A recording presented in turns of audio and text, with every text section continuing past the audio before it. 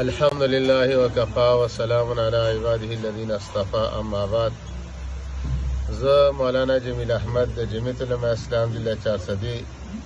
سیکرټري اطلاعات په حیثیت د چارسدی عوامو ته خواصو ته ټولو سیاسي مذهبي سماجي تنظیمونو ته پاټو ته دا اپیل کوم چې سبا 21 تاریخ د هفتې په ورځ 5 بجې تقدس حرم نبوي کانفرنس کې شرکت وکړي او د پیغمبر خدا صلی الله علیه وسلم سره د خپل مینې محبت او د عقیدت اظهار وکړي، ځکه چې تقدس د حرمینو دا د ایمان حصه ده، د امت مسلمه عقیده ده.